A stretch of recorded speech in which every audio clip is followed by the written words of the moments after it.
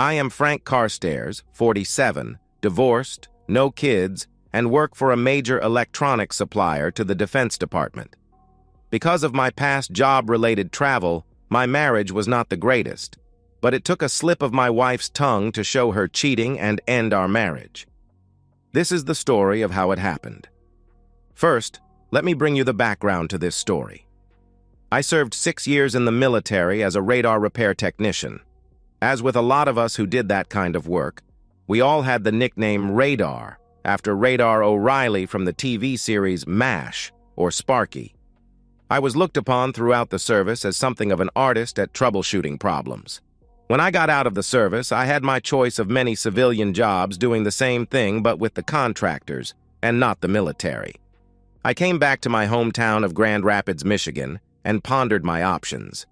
I finally chose to accept a position with a company that was developing a drone control system that they could retrofit to the present systems and reduce the weight by about 17 pounds, as well as increase surveillance capabilities by an order of magnitude.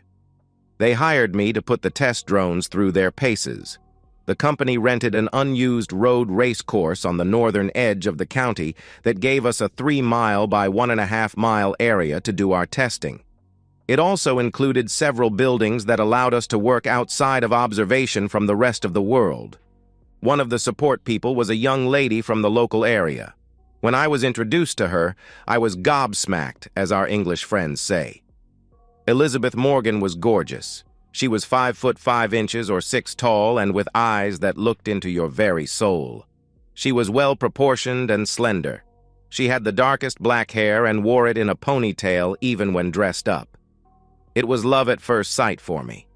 As neither one of us was, at the time, part of the management team, we were not constrained, but any non-fraternization policy. When I asked Liz for a date, she said she was going out regularly with a man from the neighborhood where she lived. She said at that time that things seemed to be slowing down, so she would let me know if they broke up. Our testing showed that our package delivered everything that it was designed to do. We lobbied through a local member of Congress to get some decommissioned Predator and other military drones to enable us to design interfaces for our controls. I was then hired as a permanent full-time employee. I requested that Liz be part of my support staff and refused to sign the non-frat unless she was exempted. The argument that I made was that I had already approached her for a date, and as such it was a pre-existing relationship. Surprisingly, the company and HR agreed. After our successful conversions, I was tasked with flying out to White Sands Missile Base in New Mexico to give a demonstration to a joint military group. There were officers and support staff present from the Army, Navy, Marines, and also the Coast Guard. Liz had made the trip and had by this time accepted a few dates from me. We found that we both liked dancing, live theater, and camping. Up to this point, there had been no sexual activity between us. The tests went well, but the military indicated that they were not interested, and we thought that we had failed. On the trip back to Grand Rapids, I was very depressed, and Liz tried to cheer me up. We talked for almost the entire 5-hour flight. When we landed, Liz asked me if I wanted to be her exclusive. I almost did a double take at that, as she had not given me any indication that she wanted anything but a few casual dates. Hell, even our camping trips had been with groups, and we used separate tents. I said I would be ecstatic to be her exclusive, and I wanted her as mine as well. I cautioned her that because of the current project and its apparent lack of success, I might not be employed at the company after this project was over. She did not seem to care. We dated seriously from that point. I was pleased when the company offered me a long-term contract as their chief test supervisor, and because of that, and our continuing to the relationship, I asked Liz to marry me and she accepted. We got married in the small church that I belonged to and had as our witnesses her family, my remaining family, my parents and an older brother were dead, and friends and co-workers. For our honeymoon, we took a 2-week camping trip along the Appalachian Trail. It was a glorious trip, and we both came back to GR tired, dirty, and incredibly happy. Work disturbed the mood somewhat when we returned the following Monday. Liz was being transferred to a different department because my staff was being reduced to just me and the secretarial pool. The reason for this shift in personnel was that the drone control project was to be shelved until we received some response from the military. I was then tasked with helping develop a very small drone capable of being controlled by satellite. The design goals were a drone as small as a robin, but with video capabilities. The problems that these parameters created caused me to work some long hours, and Liz was not happy. As with all marriages, our love life started out hot and heavy, tapered off to 3 or 4 times a week for the next few years. Neither of us was too upset with this, as we seemed to remain satisfied with our lives. About a year after our trip to New Mexico, the company was granted a contract with the Coast Guard to retrofit 24 Predator drones for naval rescue operations and drug surveillance and interdiction. The company was also awarded a contract with the Border Patrol for similar but land-based operations. I was given the additional duties of supervising this program. Needless to say, I was getting stretched very thin at work. About 2 years after we got married, Liz left the company for a job with a local company as a personal assistant to one of their vice presidents. She said she needed the move to broaden her horizons. I took an instant dislike to her boss, Ralph Symes, but could not explain to Liz or myself why I felt that way. At home, the stress from my job and the long hours was causing a lot of friction. Liz wanted me to be excited about her new job, and also for me to slow down so I didn't burn out. I was constantly tired and short-tempered, and because of my snapping at Liz a couple of times for very minor things, I was sleeping in the second bedroom. I finally talked to my boss at work and was given sufficient staff to lighten my load and cut back to minimal overtime. Things improved at home, and I thought we were a happy couple again. Liz took the news of my improved job conditions as another reason for me to become happier at home. It worked, as I apologized and did everything I could to make up for my inappropriate anger. Things got back to a 1-bedroom and happy, intimate life family for the next 3 or 4 years. The mini drone project sailed along and was accepted by several state and local police agencies and, of course, several alphabet soup federal agencies. I was then promoted and given a huge raise with a stock option and bonus. Because of the way Liz seemed to go through money, I had my raise, bonus, and stock options transferred to an account in another bank and in my name only. I used a P.O. box at the local post office for a mailing address. I also got Liz to agree to file separate tax returns because the tax burden was considerably less doing that. My new duties, as I explained at the beginning, involved extensive travel. This again raised tension at home. Liz was not happy when I had to miss several of her employer's company functions because of my need to be out of town.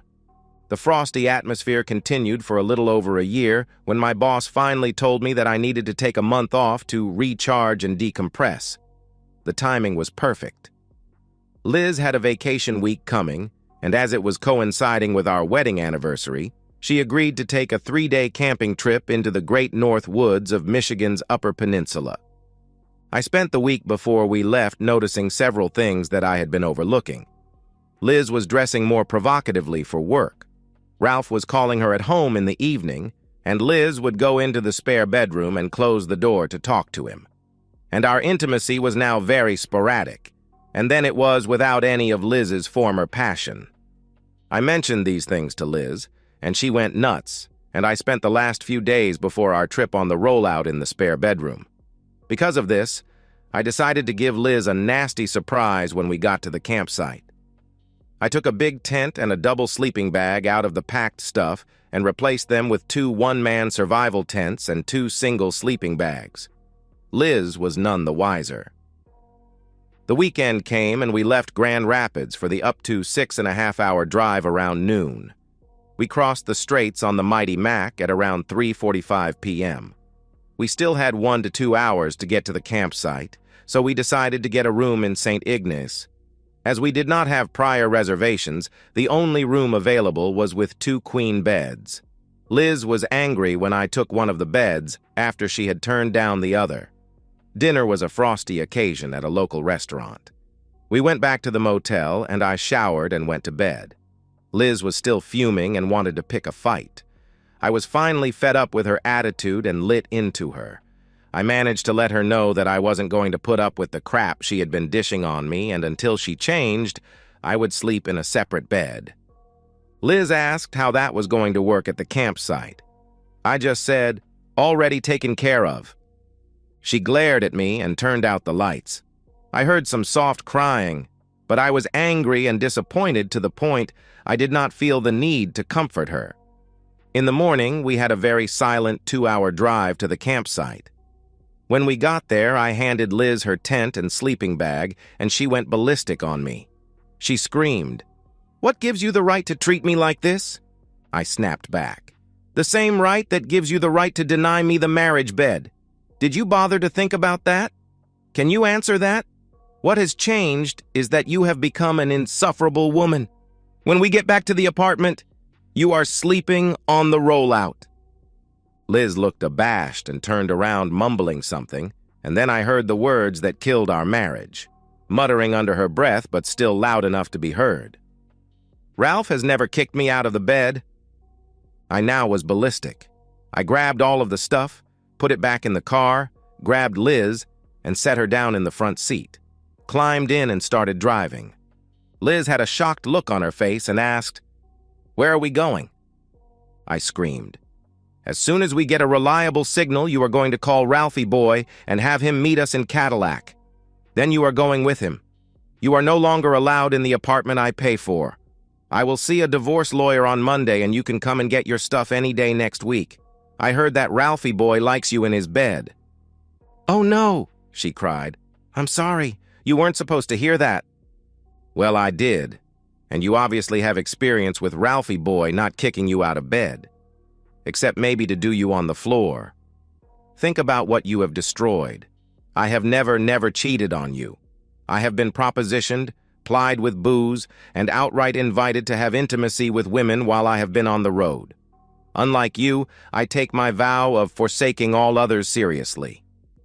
Do you have any other stupid remarks to make? Did Ralphie boy always use protection, or do I need to get checked for STDs? Did you ever give me sloppy seconds? How long has this affair been going on? What about all of your other affairs that I don't know about? Are you going to answer any of those questions?" With each shouted question, Liz seemed to shrink smaller and further into the passenger seat. She was silently sobbing and looking out of the window. She finally took a big sigh and said, "I'm sorry, I didn't mean for it to happen. It's all my fault." She took a big breath of air and continued. "When you didn't show up at some of the company functions, Ralph started making smarmy cracks about how if he were my husband, he would not be so inattentive. Finally, I fell for his line. We started having intimacy about 8 months ago. He is the only person that I've been cheating with. It was almost over, and I told him last week that I was going to use this trip to try and rekindle the intimacy that we lost in our marriage." I stopped her right there. "Is that why you kicked me out of our bedroom this week? To rekindle the intimacy? You still haven't said if you used protection or if you took any other precautions against things like, oh, I don't know, pregnancy." She shrank back into the seat and sat silently until we reached St. Ignace again. I put my cell phone on the speaker setting and handed it to her. Then I told her, "Call Ralphie boy and let him know we are coming, and if he doesn't come and get you, I will drive to his house and drop you off there. I am sure his wife will love that." I was on a roll now. "You might also tell him that he needs to watch his back, because while I will not harm him, I'm sure others in his company might when they find out what you two have done. I am pretty sure that you are not Ralphie boy's only woman, and he will wonder how many of the ladies in the office are finding irate husbands will want a piece of him." She called the number, and a lady, Ralph's wife, answered. Before Liz could say anything, I said, "This is Frank Carstairs, and I need to talk to your husband about his affair with my wife. If he won't come to the phone, I will see him in a few hours when I drop his woman off at your front door." I heard a sob and a woman's scream. "Ralph, get your sorry back down here and talk to this person on the phone. I'll start packing your stuff." Ralph came on, and I signaled Liz to start talking.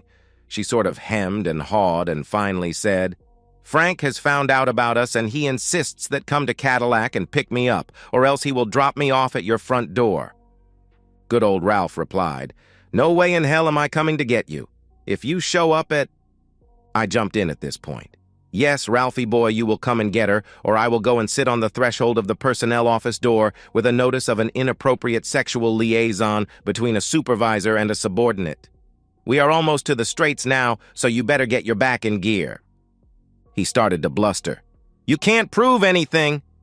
I said, "Maybe not. But the lawsuit and a sexual harassment complaint from a spouse will not going to be ignored. See us at the Meyer parking lot on Boone Road in about 2 hours. Remember, if you are not there, your wife will get to meet my wife and her tale of woe. Your choice." He then started screaming, "You cheating woman! Liz, you have cost me my marriage." I interrupted again. "It takes two to cheat. I'll bet that if I file the lawsuit and subpoena your personnel records, I will find other complaints of sexual impropriety." I could almost hear his shoulders fall. "All right, you son of a blip. I'll be there." As we were getting closer to Cadillac, Liz started pleading to let her stay in the apartment. She cried that she would do anything to stay with me. This really angered me, and I just let her have it. "You cheating woman, you don't care about me, or you would have been more supportive, more loving, and much more understanding. I did nothing to push you into an affair. I was working hard because I wanted you to have everything. I did not want to work those hours, but the job required it. I would not and will not find a job that will pay as well or have as much chance to improve my position as in this company. If our marriage was so important to you, how do you justify what you have done to destroy it? Does forsaking all others ring a bell in your addled mind? What you have done has destroyed us. It has destroyed all that was good with us. It has destroyed, in all likelihood, your lover's marriage and home life. Is any of this getting through?" Liz was crying now. "I just shut up for the rest of the drive to Cadillac." When we got there, I wondered if Ralph was the violent type, or if my actions had pushed him over the edge. He was sitting in his car looking like someone had kicked his dog. I felt no sympathy. Liz spent a few seconds pleading her case. I made her give me her engagement and wedding rings. She started wailing, but I felt nothing but sorrow as I forced her out of the car. When the door closed, I started the drive of 110 miles back to Grand Rapids. I thought that my life might just as well be over. I was not paying a lot of attention to my driving when Ralph came flying past me, and he must have realized, or Liz told him, that it was me he just passed. I saw him exit at 17 Mile Road. After I passed that exit, I again was only half paying attention when my car was hit in the rear by another. I lost control, and from the police reports, my car rolled over 4 times before coming to rest in the median on its wheels. I was not conscious and was airlifted to the local trauma center emergency room. It turned out I only suffered a severe concussion and rub burns from my seatbelt and the airbags. The police didn't even try to talk to me that night. And when they asked about the accident the next day, they acted like they already knew who had done what and what had caused the accident. It turned out that they did. Liz ratted out, "Ralphie boy." When he got off at 17 Mile Road, it was only to let me pass again. He then sped up to catch me and rammed my car. Unfortunately for Ralph, something fell off my car and jammed his steering so he could not get away. The police arrested him and he was charged with reckless driving, speeding, reckless endangerment, and attempting to flee a personal injury accident. His wife refused to bail him out, and Liz had no money for a cab, so a nice cop drove her over to our apartment. I spent 2 more days in the hospital. When I was discharged, no one was there to pick me up. I finally called a taxi and went to the apartment. What I found there was not a complete surprise. Everything that Liz had had in the apartment was gone. Her cell phone and her apartment and car keys were on the kitchen table. There was also a note. The note said, "Frank, I know it doesn't seem like it, but I am ashamed of what I have done to you and to our marriage. I am sorry for the hurt that my actions have caused you. I wish I could say that we can fix this, but knowing you, I do not think it will happen. I am going to stay with my parents. If you decide to go for a divorce, I will be there for a few days. If divorce is what you want, I won't fight it. All that I want, if we divorce, is what I have already taken from the apartment. I still love you, and while I cannot believe you still have any good feelings for me, I hope you do. Elizabeth. I contacted a friend of a friend who was an attorney.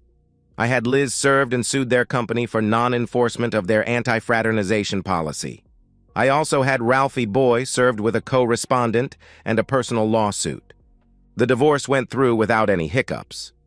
Ralph pled guilty and got a sentence of 5 years with 3 years suspended if he successfully completed anger management and a sexual harassment course of treatment. Part of the sentence was also 10 years of probation.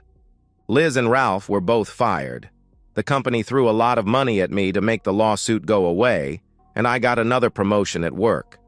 I no longer had a lot of travel, and the only time I left the office was for local tests, new hire training, or military demonstrations.